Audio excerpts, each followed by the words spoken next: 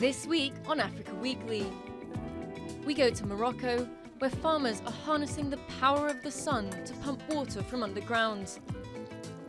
We take a trip to Uganda, where tuk-tuk clinics are trying to drive down teen pregnancies. And we speak to an ex-boxing champ turned Belgian lawmaker who's fighting the radicalization of young people. But first, a summary of the stories that made the headlines this week. US Secretary of State John Kerry said he is confident that Washington's climate commitments cannot be reversed at the COP22 conference in Marrakesh. The comments come a week after climate change denier Donald Trump's election to the White House. Meanwhile, African leaders met on the sidelines to agree a joint stance to fight global warming on the continent.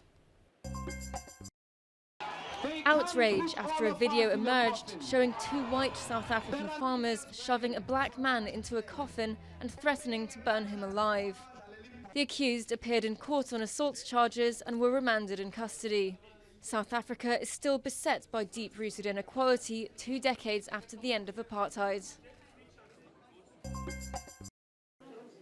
Scores were treated in hospital after a fuel tanker burst into flames in a village in western Mozambique. The circumstances of the blast, which killed at least 56, remain unclear. The government said that the incident occurred when villagers were trying to take petrol from the truck. International donors pledged $2.2 billion in aid for the Central African Republic after its president appealed for help at a meeting in Brussels. The country is one of the world's poorest and recovering from years of bloody civil strife.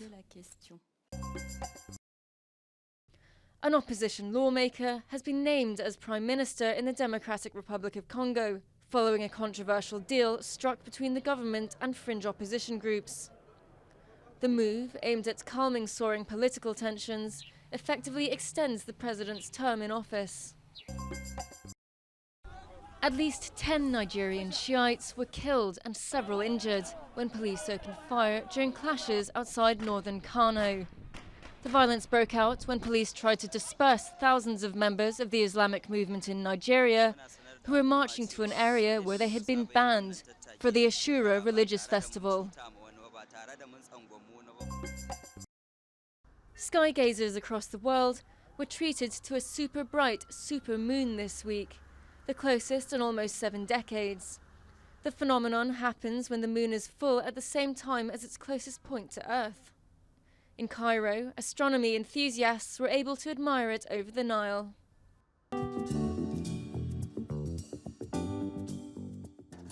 In parched rural Morocco, the impact of climate change is being felt already, putting pressure on the farmers there. But one local organisation has found a solution with a little help from the sun. In the Moroccan village of Tafougalt, farmers like Mohammed are facing a daily struggle. Because of climate change, temperatures are rising, making rains increasingly unpredictable, and agriculture increasingly difficult. So an organisation has set up pumps powered by the sun. For many years, we brought water from far away. We used to spend 3 or 4 hours fetching water from 3 or 4 kilometers away.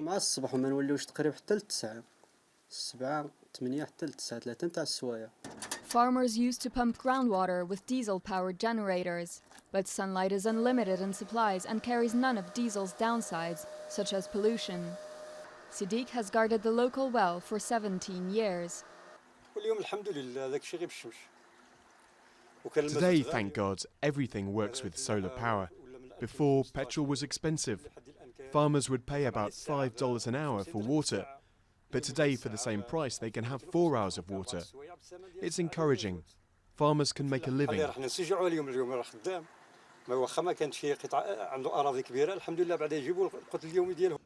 The organization has also installed large basins to collect rainwater.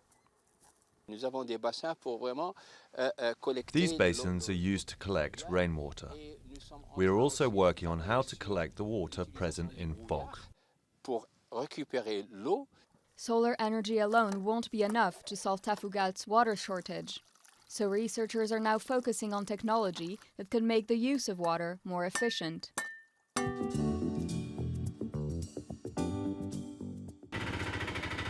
Uganda has one of the highest rates of teen pregnancy in the world, but these tuk-tuks are helping to drive it down.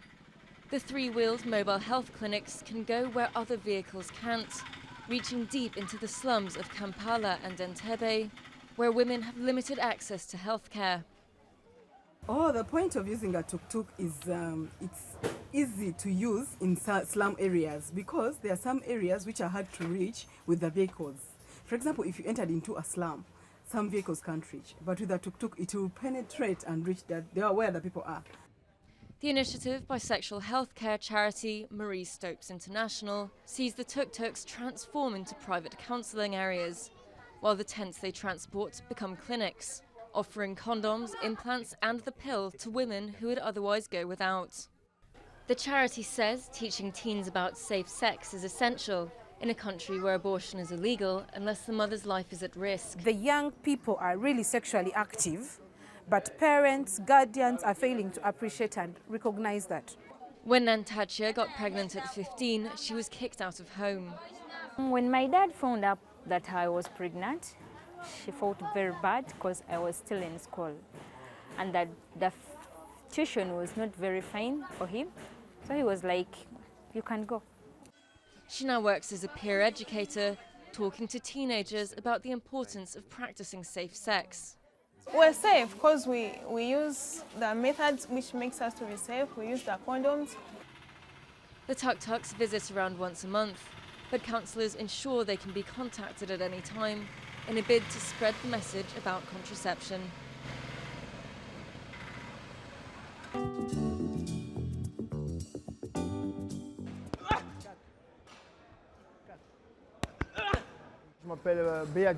My name is Bea Diallo. For a number of years I was a professional boxer and I won several world champion titles.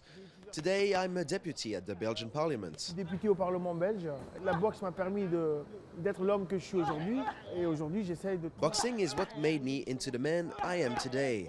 I want to pass on this strength and these teachings to a generation that is sometimes quite lost, that has the feeling it is alienated from the society we live in. Dans laquelle on vit aujourd'hui.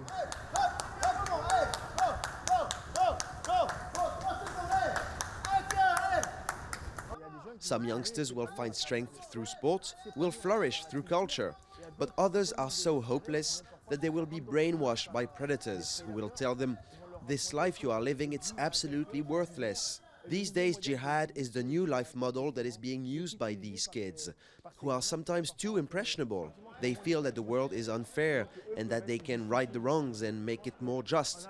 They think by acting in this or this way, they can change the world. The definition of jihad is not about killing someone. It's really all about the struggle you go through life to become someone. And that is the mentality we try to convey through sports. Some people have hit the bottom. They have fallen all the way down and they are trying to pull others down with them. These are the people we want to counter by having a different approach, another model. That's the message we need to send to young people.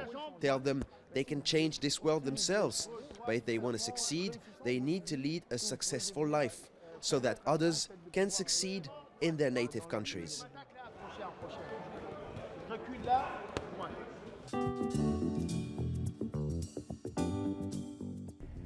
The Tour de Rwanda comes to a close this Sunday after nearly a week of seeing cyclists tackle several stages.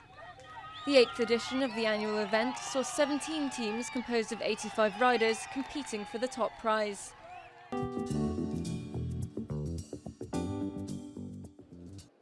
Next week, we take you to Somalia, where voting is underway in the country's parliamentary elections.